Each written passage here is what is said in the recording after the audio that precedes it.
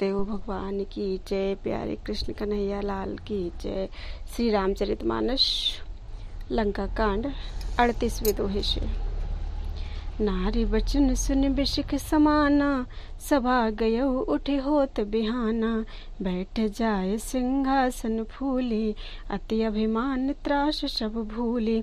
स्त्री के बाण के समान वचन सुनकर वह सवेरा होते ही उठकर सभा में चला गया और सारा भय भुलाकर अत्यंत अभिमान में फूलकर सिंहासन पर जा बैठा।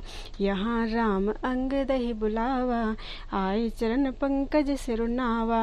अति आदर समीप बैठारी, बोले बेहसी कृपाल खरारी। यहाँ सुबेल पर्वत पर श्री राम जी ने अंगद को बुलाया। उन्होंने आकर चरण कमलों में सिर नवाया। बड़े आदर के साथ उन्हें अपने पास बैठाकर खर के शत्रु के पालू श्री राम जी हंसकर बोले, बालितन कौतुक अति मोहि, तात सत्य कछु पूछो तो ही। रावण जातु धान कुल टीका, भुजबल अतुल जासु जगली का। हे बाली के पुत्र, मुझे बड़ा कौतूहल है। हे तात, इसी से मैं तुझसे पूछता हूँ। हे बाली के पुत्र, सत्य कहना, जो रावण राक्षसों के कुल का तिलक है और जिसके अतुलनीय बाहुबल की जगत भर में धाक है, तासु मुकुट तुम चार चलाए। कहु तात कबनी विधि पाए, सुन सर्वज्ञ प्रणत सुखकारी। मुकुट न होई भूप गुणचारी। उसके 4 मुकुट तुमने फेंके। हे तात, बताओ तुमने उनको किस प्रकार से पाया। अंगद ने कहा, हे सर्वज्ञ, हे शरणागत को सुख देने वाले,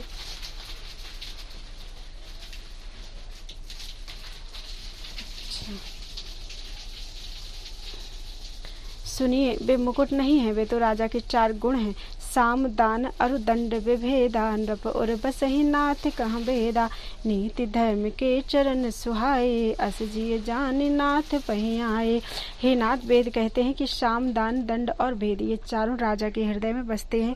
ये नीति धर्म के 4 सुंदर चरण हैं, किंतु रावण में धर्म का अभाव है। ऐसा जी में जानकर हे नाथ, ये नाथ के पास आ गए हैं। धर्महीन प्रभु पद विमुख, काल विवश 10 शीस। तेहि परिहरि गुण आए, सुनो कौशलाधीश। 10 शीस रावण धर्महीन प्रभु के पद से विमुख और काल के वश में है, इसलिए हे कौशलराज सुनिए, वे गुण रावण को छोड़कर आपके पास आ गए हैं।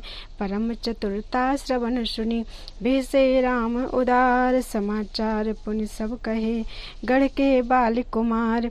अंगद की परम चतुरतापूर्ण उक्ति कानों से सुनकर उदार श्री रामचंद्र जी हंसने लगे। फिर बाली पुत्र ने किले के लंका के सब समाचार कहे।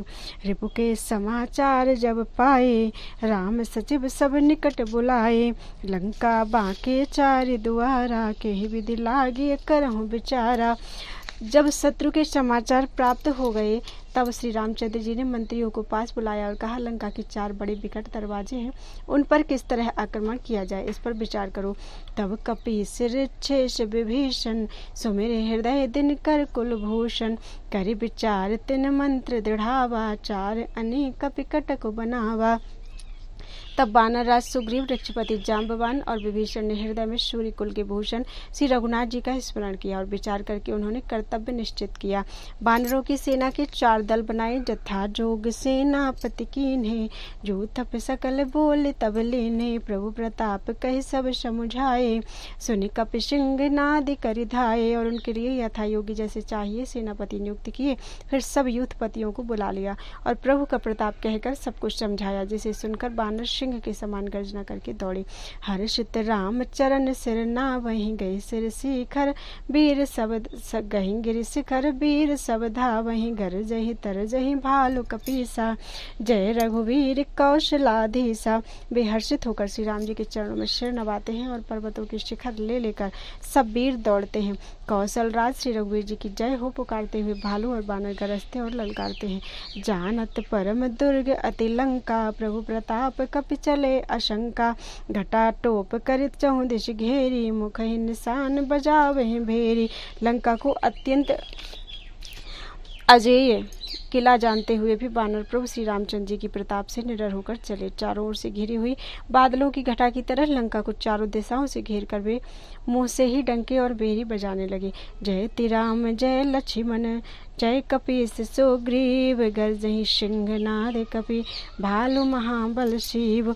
महान बल की सीमा वे वानर भालू सिंह के समान ऊंचे स्वर से श्री राम जी की जय हो, श्री लक्ष्मण जी की जय हो, वानर राज सुग्रीव की जय हो ऐसी गर्जना करने लगे। बोलो वृंदावन बिहारी लाल की जय।